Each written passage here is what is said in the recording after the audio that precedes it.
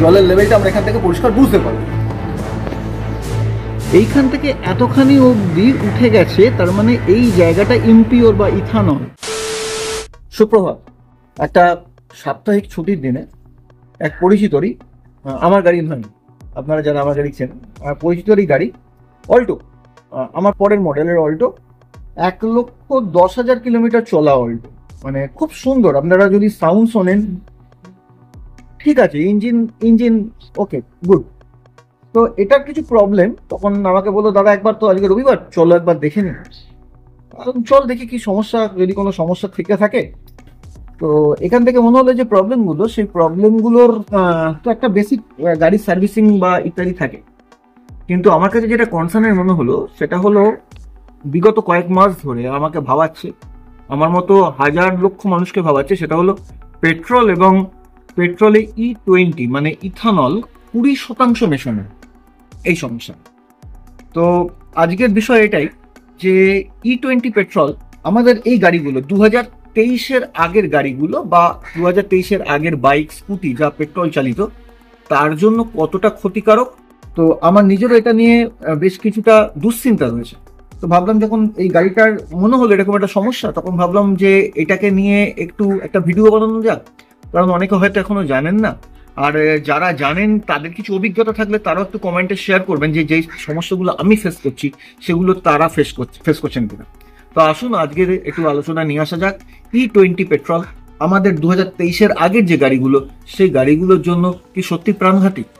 আমরা যেহেতু খনিজ তেলে স্বনির্ভর নই এবং প্রচুর পরিমাণে প্রায় পুরোটাই তেল বাইরে থেকে আমাদের আমদানি করতে হয়, তাই ভারত সরকারের কনসার্ন ছিল যে কিভাবে এই ব্যাপারটাকে ম্যানেজ করা যায়। তার জন্য পেট্রোলের সঙ্গে যদি ইথানল মেশানো যায়, এবং ইথানল আমাদের দেশে আখ থেকে, গম থেকে ইত্যাদি থেকে তা তৈরি হয়, তো তাতে যেটুকু মেশবে সেটুকু বাইরে থেকে তেল আমদানি কমবে, তাতে ভারত সরকারের একটা লাভ হবে আর্থিক দিক থেকে, দেশের অগ্রগতি ইত্যাদি ইত্যাদি বড় বড় বিষয়। আমি সাধারণ মানুষ, এত কিছু বুঝি না। তো এখান থেকে শুরু হলো পেট্রোলে ইথানল মেশানো। প্রথমে হলো 5%, তারপর 10%, তারপরে পরিবহন মন্ত্রী বলেছিল যে আমরা E20-র দিকে যাচ্ছি, কিন্তু ধীরে ধীরে যাবো। তার কথাবার্তা শুনে মনে হয়েছিল তিনি E20 বিষয়টা 2030-এর মধ্যে আনতে চেয়েছেন, কিন্তু সেটা চলে এলো 2025-এ এবং অনেক আগে, এবং কোনো ধরনের বড় নোটিফিকেশন ছাড়াই। ইনফ্যাক্ট পেট্রোল পাম্পগুলোতে আপনারা বেশিরভাগ ক্ষেত্রে লেখাও দেখতে পাবেন না যে আপনারা অ্যাকচুয়ালি E20 পেট্রোল কিনছেন। অনেকে জানেনই না যে তারা পেট্রোল পুরো 100% ভরাচ্ছেন না, সেই পেট্রোলের মধ্যে 20% ইথানল মেশানো রয়েছে। এতে কি সমস্যা হচ্ছে, এতে যে প্রবলেমগুলো 2023-এর আগে, মানে BS6 ফেজ 2 এই পর্বের আগের যে গাড়িগুলো, তো এটা 2017 সালের অর্ডার। তো এই গাড়িগুলো, এগুলো কিন্তু E20-র জন্য উপযোগী গাড়ি নয়, কারণ যে পরিমাণে ইথানল, যে দ্রবণটা পেট্রোলের সঙ্গে মেশানো হচ্ছে, পেট্রোলের তো খুব ভালো পিউরিটি, এই ইঞ্জিনগুলো এই পেট্রোলের পিউরিটির ওপর তৈরি করা হচ্ছে। এই ইথানল মেশানোর ফলে হচ্ছে কি, এই গাড়িগুলোর প্রথমত মাইলেজ ড্রপ করছে। এটা আমার নিজের অভিজ্ঞতা, কারণ আমি যখন দূরে যাই সেটা বাদ, তো আমার গাড়িটা রেগুলারলি শহরের মধ্যে চলে, অফিস এর সময় একদম ব্যস্ত সময় রাস্তায় চলে। তো এখানে বাম্পার টু বাম্পার ট্রাফিকে এই ধরনের গাড়ির মাইলেজটাকে বার করা, ক্যালকুলেশন করা একটু কঠিন হয়। তাও সত্ত্বেও আমি বুঝতে পারছি আমার গাড়ির মাইলেজ ড্রপ করেছে, বেশ ভালো ড্রপ করেছে। এই গাড়িটা মাইলেজ ড্রপ করেছে। ও বলছিল যে দাদা মাইলেজটা কিন্তু কমে গেছে। হ্যাঁ, স্বাভাবিক, এটা E20 একটা সমস্যা। আরেকটা সমস্যা হচ্ছে, মনে হচ্ছে এটা, যেহেতু এটা কনসার্ন হওয়ার পর থেকে আমি খুব বড় ট্যুর করিনি। আমি মার্চ মাসে একবার লাভা লোলেগাঁও রিসর্টে সফর করেছিলাম, যারা এটা দেখেছিলেন তারা জানেন। ওই সময় E20 এসেছিল, কিন্তু সেই অর্থে ইম্প্যাক্ট পড়েনি, কারণ ইম্প্যাক্টটা রাতারাতি পড়েনি, সময় লাগে। ইঞ্জিনটা ইম্পিওর যেগুলো পাচ্ছে, ইম্পিউরিটি পাচ্ছে, সেখান থেকে ইঞ্জিনটা ড্যামেজ হতে সময় লাগে, রাতারাতি হয় না। কিন্তু সময় লাগে মানে 1-1.5 বছর, 2 বছরের মাথায় এটা প্যান্ডেমিক টাইপ অফ হয়ে যাবে, মানে বোঝা যাবে যে আমাদের ইঞ্জিনগুলো খুব সমস্যার মধ্যে পড়ছে। কি হয়, ফুয়েল লাইন থেকে ইঞ্জিন অব্দি এই যে চ্যানেলটা, এই চ্যানেলটা পর্যন্ত, মানে এই চ্যানেলটার মধ্যে বেশ কিছু রাবার পার্ট রয়েছে। ইথানল বা ইথানলের মধ্যে যে জলীয় ভাগটা বেশি, তা এই রাবার পার্টগুলোকে নষ্ট করছে। দেখা গেল প্রথম। দ্বিতীয়ত, ইঞ্জিনের মধ্যে এই কিছু অবশেষ রেখে দিচ্ছে, বা এই তেলের লাইনের মধ্যে ইথানল আসার ফলে যে পিউরিটিটা নষ্ট হচ্ছে, তা আমাদের ফুয়েল পাম্পগুলোকে এফেক্ট করছে। আমাদের প্লাগগুলোকে বেশি জ্বালিয়ে দিচ্ছে। ইনফ্যাক্ট কিছুদিন আগে আমি আমার গাড়ির প্লাগ চেঞ্জ করেছি, যেটা করার এত দ্রুত দরকার ছিল না। এবার আমি তো প্রমাণ সহ বলতে পারবো না যে E20-র জন্য হয়েছে কিনা, কিন্তু আমার অভিজ্ঞতা বলে আমার প্লাগটা একটু আগেই চেঞ্জ হলো এবং প্লাগে কার্বন চলেছে, যেটা হওয়ার কথা নয়। আমি ওটা আলাদা করে ভিডিও করতে পারিনি, ব্যস্ত ছিলাম, কাজের ফাঁকে এক ফাঁকে বেরিয়ে সেটা করেছিলাম। তো আমার মনে হলো যে E20 ডেফিনেটলি এর জন্য কিছুটা অংশ হলেও দায়ী। নতুন গাড়িগুলোতে BS6 ফেজ 2 যে গাড়িগুলো এখন বেরোচ্ছে 23-এর পর থেকে, এগুলো E20-র জন্য উপযোগী করে করা হয়েছে। কি ধরনের উপযোগী?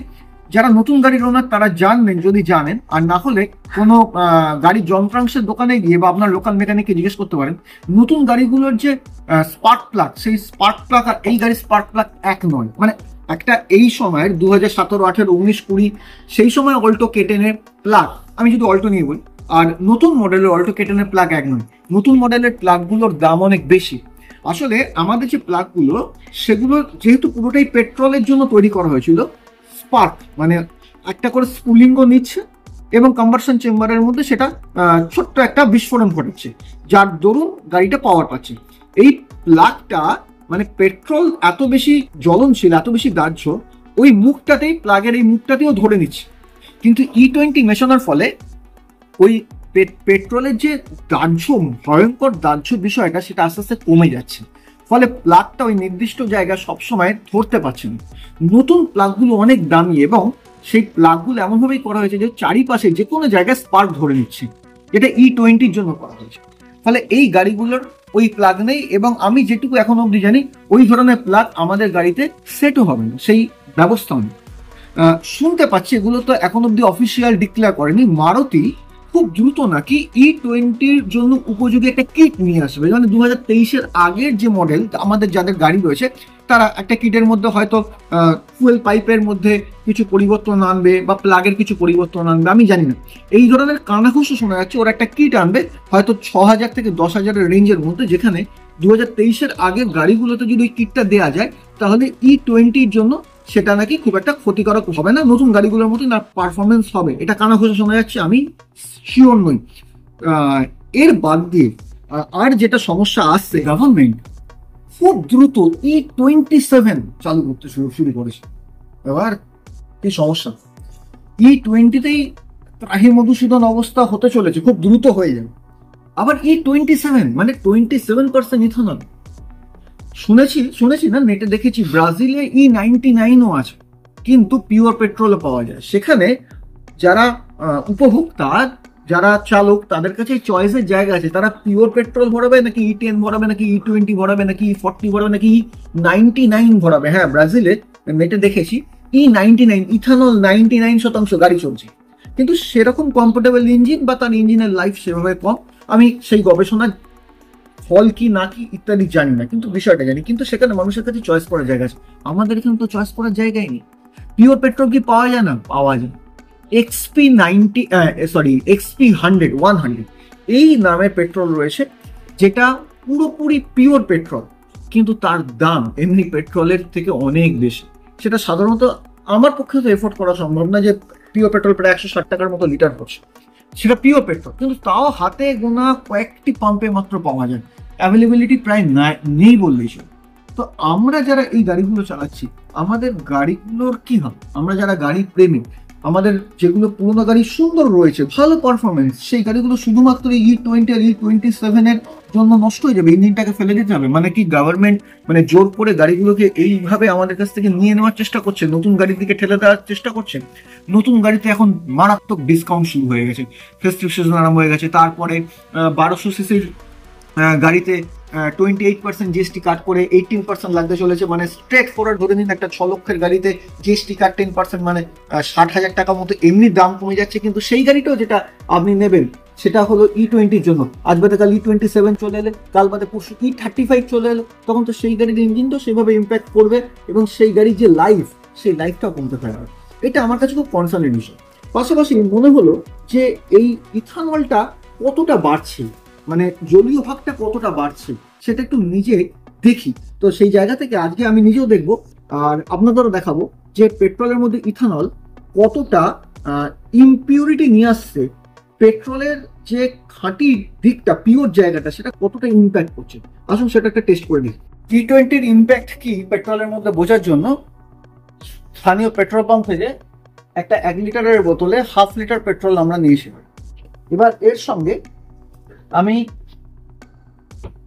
এটা 200 ml জলের বোতল, অর্ধেক ভর্তি, কম বেশি 100 ml, কম বেশি একটু বেশি হতে পারে, জল রয়েছে। এই জলটা আমরা পেট্রোলের সঙ্গে মেশাবো।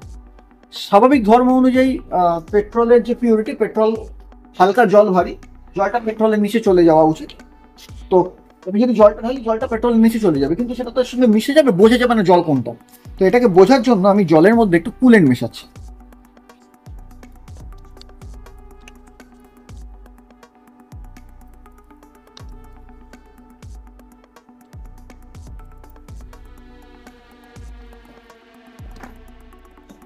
এই কালারটা আমাদের বুঝতে সাহায্য করবে যে পেট্রোলের মধ্যে জলটা কোথায় আছে, কোন লেভেলে আছে।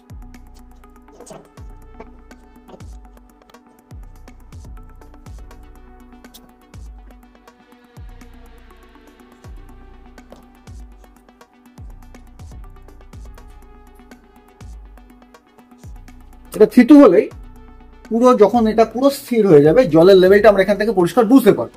বিজ্ঞানের স্বাভাবিক নিয়মে জল মিশে এসে গেছে, যেহেতু আমি কুলেন্ট মিশিয়েছিলাম, পরিষ্কার মেজার, বোতলটার তরলটা স্থির হয়েছে। আমরা একটা মার্ক করি জলের লেভেলটা কত। আমরা মোটামুটি একটা মার্কার দিয়ে মার্ক করলাম, এটা জলের লেভেল। এবার এটাকে আমরা একটু মেশাচ্ছি পেট্রোলের সঙ্গে, দেখা যাক এরপরে কি ইম্প্যাক্ট দেখা যায়।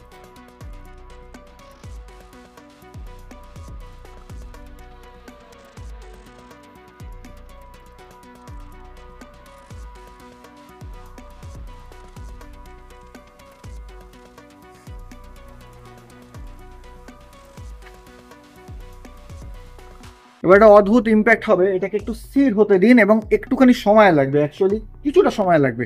অলরেডি দেখতে পাচ্ছেন লেভেল থেকে জলের পরিমাণ বাড়তে শুরু করছে, এবং এটা কোথায় বাড়বে আপনারা দেখলে অবাক হয়ে যাবেন যে কি পরিমাণে পেট্রোলের মধ্যে ইমপিউরিটি আসছে। জলীয় ভাগটা বেশি, জল বলা যাবে না, ইথানল নিচে দাহ্য, কিন্তু আমাদের গাড়ির জন্য সুটেবল না। 2023-এর আগের গাড়িগুলোর জন্য সুটেবল না, আমাদের গাড়ির ফুয়েল পাম্পের জন্য সুটেবল না, ইঞ্জিনের জন্য সুটেবল না। দাহ্য, খুব ভালো কথা, আমাকে বাইরে থেকে নিতে হচ্ছে না, দেশের মধ্যে থেকেই উৎপাদন হচ্ছে, খুব ভালো কথা, কোনো অসুবিধা নেই। কিন্তু আমাদের গাড়িগুলোর কি হবে? তাহলে সেই ধরনের নীতি নিলে তো আমাদের গাড়িগুলোর একটা বন্দোবস্ত করে নীতি নেওয়া উচিত। মিনিট 5 রাখার পর দেখুন, এটা হলো জলের লাইন। এটা তো আমি মার্কার দিয়ে করেছি, তাই লাইনটা মোটা। অ্যাকচুয়ালি পেট্রোলটা এতখানি ছিল, যদি একটা হেয়ার লাইন টানা যেত তাহলে কিন্তু দেখা যেত পেট্রোলটা এতখানি ছিল। এইখান থেকে মানে জলের জায়গাটা এতখানি ছিল, এইখান থেকে এতখানি অবধি উঠে গেছে, তার মানে এই জায়গাটা ইমপিওর বা ইথানল। এটা জল নয়, এই পার্টটা ইথানল। এরও দাহ্য ক্ষমতা প্রচুর, কিন্তু আফটারঅল এটা পেট্রোল নয়, পিওর পেট্রোল নয়। আশা করি এইটুকু তো এখানে বোঝা যাচ্ছে, কারণ পিওর পেট্রোল হালকা উপরে আসে, আর পেট্রোল থেকে ভারী যেটা সেটা ডেফিনেটলি নিচে আসে। আর যাই হোক, এটা পিওর পেট্রোল না। দেখুন, এটা মাত্র 1/2 লিটার পেট্রোল, 500 ml, এতখানি ছিল। এর মধ্যে এতটা ইমপিউরিটি, এতটা জলের অংশ বেশি, মানে আমি আবার বলছি, এটাকে জল ওভাবে বলা যাবে না, কিন্তু এগুলো আমাদের গাড়ির জন্য, যেগুলো E20 জন্য উপযোগী নয়, এদের জন্য বলা যেতে পারে একটা ডেট ওয়ারেন্টি। তার মানে কি, আমরা গাড়িগুলোকে যাতে ফেলে দিই, যাতে আমরা স্ক্র্যাপ করি, তার জন্য এক ধরনের ফোর্স করা হচ্ছে, তাই না? তো আমি জানি না আমার ভিডিও কজন দেখবেন, তো আমি অনুরোধ করব যে যারা দেখবেন তাদের কাছে যদি বিষয়টা মনে হয় যে হ্যাঁ এটা কনসার্নেন্ট, তাহলে প্রচুর মানুষকে শেয়ার করুন, যাতে একেবারে ওপর অব্দি যায়। আমি জানি আমি এত একটা সাধারণ ছোট ইউটিউবার, আমার কোনো কন্টেন্ট একদম ওপর অব্দি যাওয়া নেক্সট ইম্পসিবল। তবুও আমার একটা উইশ হবে যে এটা যেন ইন্ডিয়ান গভর্নমেন্ট, পরিবহন দপ্তর এবং পেট্রোলিয়াম দপ্তর অব্দি যায়, যে এখন কিন্তু আর লুকো ছাপার কোনো জায়গা নেই। এখন মানুষ জানেন, এখন গুগলের দুনিয়ায় যা কিছু আপনার জিজ্ঞাস্য প্রায় সব কিছুরই উত্তর পেয়ে যাবেন বিজ্ঞানসম্মতভাবে, নিজেরাই পরীক্ষা করে দেখতে পারবেন। আমি কোনো বিজ্ঞানের ছাত্রও নই। একটা সাধারণ বিষয় যে জল ভারী এবং তেল হালকা, এতখানি অতিরিক্ত। আমরা কি করি, আমরা ট্যাঙ্কিতে, বাইকের ট্যাঙ্কি, গাড়ির ট্যাঙ্কি সবসময় পরিষ্কার রাখার চেষ্টা করি, যাতে সেখানে কোনো ধরনের রাস্টিং না আসে। আমার নিজের রয়্যাল এনফিল্ড 500cc আছে, আমার মাথা খারাপ হয়ে যায় যে আমার ট্যাঙ্কিটাকে কি করে পরিষ্কার করবো, রাস্টিং এলে আমার প্রথমে পাম্প ছিল, আমি ফুয়েল পাম্প থেকে কার্বোরেটরে কনভার্ট করেছিলাম। ওই সমস্যা, এই যে বিষয়গুলো যে আমাদের যেখানে ট্যাঙ্কিকে আমরা বিভিন্ন রকমভাবে চেষ্টা করি যেন রাস্টিং না, সেই জল না আসে, সেখানে তো পেট্রোল আমরা পয়সা দিয়ে ঘুরি এই কন্ডিশনে নিয়ে আসছি। আবার অন্যদিক থেকে দেখুন গাড়ির তো ক্ষতি হচ্ছে। দেখুন আমরা ভরছি E20 পেট্রোল, তার মানে 20% ইথানল। তো 20% ইথানলের দাম তো পেট্রোলের দামের সমতুল্য হতে পারে না। তাহলে আমরা 106 টাকা লিটার কাছাকাছি ওয়েস্ট বেঙ্গলে ভরছি। তাহলে সেখানে যদি 20%, আমি গড়ে ধরে নিই যদি 100 টাকা দাম হয়, তাহলে 20% মানে অন্তত 20 টাকা, যেটা ইমপিওর, মানে যেটা পেট্রোল না, আফটার অল ইথানল। তো 20 টাকার মূল্যের ইথানল তো 20 টাকার মূল্যের পেট্রোলের সমতুল্য হতে পারে না। তাহলে সেই দামটাও যদি গভর্নমেন্ট কাট করে, তাহলে দেখা যাবে যে আমাদের 106 টাকার বদলে হয়তো ভরতে লাগছে 85 টাকা। আর চলো ভাই কিছুটা কম যাচ্ছে, আচ্ছা গাড়িও যাচ্ছে, তবুও সেটাও একরকম যে জাস্টিফাই হয় না, তবুও সেটা একরকম, অন্তত ইথানলের দামটা তো কাটছে। এখানে তোমাকে পেট্রোলের দাম দিতে হচ্ছে, আর পাচ্ছি জল, মানে ইথানল থুরি। অনেকে বলবেন আরে দাদা ইথানল তো দাঁড়ছে। হ্যাঁ, আপনার গাড়ি 2023-এর পর হলে খুব ভালো, ভালো তাও বলছি না, কারণ খুব দ্রুত E27 আনবে, তার জন্য আপনার গাড়ি কম্ফোর্টেবল না। খুব দ্রুত তারপর E35 আনবে, কোনো অসুবিধা নেই। উন্নতির জন্য যা যা দরকার দেশের উন্নতির জন্য অলওয়েজ ওয়েলকাম। কিন্তু তাহলে তুমি গাড়িটা যখন বার করেছিলে তখন তুমি সেই বন্দোবস্ত রাখোনি কেন? আর যদি তুমি এটাকে রাখতে চাও তাহলে এমন বন্দোবস্ত নিয়ে এসো যাতে আমাদের গাড়িগুলো এর জন্য উপযোগী হতে পারে। এটাই আমার একটা বলতে পারি অনুরোধ ঊর্ধ্বতন কর্তৃপক্ষকে, গভর্নমেন্টের একদম মাথায় যারা আছেন। আমরা যারা গাড়ি প্রেমী, আমাদের অনেকের কাছে ভারতবর্ষে ভিনটেজ গাড়ি রয়েছে, তাদের কাছে এটা একটা মৃত্যু পরোয়ানা। সেই গাড়ির ইঞ্জিনটা এই ধরনের ইমপিউরিটির জন্য তৈরি হয়নি। আর সব জায়গায় XP100 অ্যাভেলেবেল না যে পিওর পেট্রোল ঢালবে। তাহলে সেই গাড়িগুলো তো, যেগুলোকে যারা বাঁচিয়ে রেখেছেন তাদের আবেগ দিয়ে, সেই গাড়িগুলোকে তো বাঁচানো যাবে না। তো এরকম অনেকগুলো ইস্যু রয়েছে। গভর্নমেন্টকে ডেফিনেটলি পিওর পেট্রোলের একটা জায়গা করতে হবে, যেখানে পিওর পেট্রোল আপনি পয়সা দিয়ে কিনবেন। ওকে, জানিয়ে দিন সব জায়গায় এটা E20 আছে, E10 অ্যাভেলেবেল করুন। আর যদি না করেন অন্তত প্রতিটা কোম্পানিকে বলুন একটা কিট বানাতে, প্যারালাল কিট। বেসিক কনসেপ্টটা ওটাই, আমাকে প্লাগকে চেঞ্জ করতে হবে, আমাকে ফুয়েল লাইনের মধ্যে যে রাবারগুলো আছে সেই রাবারগুলোকে চেঞ্জ করতে হবে। তো সেই ধরনের কিট যেগুলো নতুন BS6 ফেজ 2-তে আসছে, আমাদের পুরোনো গাড়িগুলোর জন্য বন্দোবস্ত করা হবে। প্র্যাকটিক্যাল ফিল্ডে কি সমস্যা আসছে? আচ্ছা, আমার চ্যানেলের সঙ্গে যারা প্রথম থেকে জড়িত ভ্রমণের সঙ্গে, আমার আগামী ভ্রমণ পরিকল্পনা খুব দ্রুতই আমি করতে চলেছি। পুজোর ছুটি আসতে শুরু করেছে, আকাশে একটা শরতের আভা কালকে আমি দেখছিলাম। তো আজকে তো এই মুহূর্তে রোদ উঠেছে, শরৎ আসছে, বর্ষা কেটে যাবে। তো পুজোতে আমার একটা ভ্রমণ পরিকল্পনা আছে। সেই লম্বা ভ্রমণ সূচিতে আমি বুঝতে পারবো যে এই E20 আমার গাড়ির ফুয়েলে কতটা ইম্প্যাক্ট ফেলছে এবং পাহাড়ে আমার গাড়ির পারফরমেন্সে কতটা ইম্প্যাক্ট ফেলছে, সেটা আমি আপনাদের সঙ্গে শেয়ার করব। যে আগের গাড়ির পারফরমেন্স আর বর্তমান গাড়ির পারফরমেন্সে কি পরিবর্তন হচ্ছে। সঙ্গে থাকবেন। যদি ভিডিও ভালো লাগে লাইক করবেন, শেয়ার করবেন প্রচুর মানুষকে, যাতে এটা যায় এবং মানুষ বুঝতে পারে যে E20-র ইম্প্যাক্ট কি হচ্ছে। আমি চাই এটা একদম ঊর্ধ্বতন কর্তৃপক্ষ পর্যন্ত পৌঁছক, আমাদের সমস্যাগুলো যাতে মানুষের কানে যায়, যে E20-তে আমাদের গাড়ির ইঞ্জিনকে আমরা পুরোপুরি ধ্বংসের দিকে নিয়ে যাচ্ছি, এটা কাম্য নয়। সবাই ভালো থাকবেন। ভিডিও ভালো লাগলে কমেন্টে জানাবেন। আর হ্যাঁ, আরেকটা অনুরোধ, যারা ভিডিও দেখছেন তাদের গাড়িতে যদি গত কয়েক মাসে কোনো কারণে মাইলেজ কমে আমাকে একটু জানাবেন, কারণ আমার নিজেরও জানার বিষয় আছে যে আমি যেভাবে ভাবছি বা যে ধারণাটা আছে সেটা সঠিক কিনা। এটা প্রত্যেকের ধারণা নিলে তখন বোঝা যাবে যে হ্যাঁ, প্রত্যেকের গাড়িতে মাইলেজ ড্রপ হয়েছে, কারো মিসিং প্রবলেম আসছে, গাড়ির টান একটু হলেও কমেছে। তো এই সমস্যাগুলো আসতে পারে, একটু কাইন্ডলি কমেন্টে জানাবেন। ভালো থাকবেন, খুব দ্রুত নতুন কোনো ভিডিওতে আপনাদের সঙ্গে দেখা হবে। নমস্কার।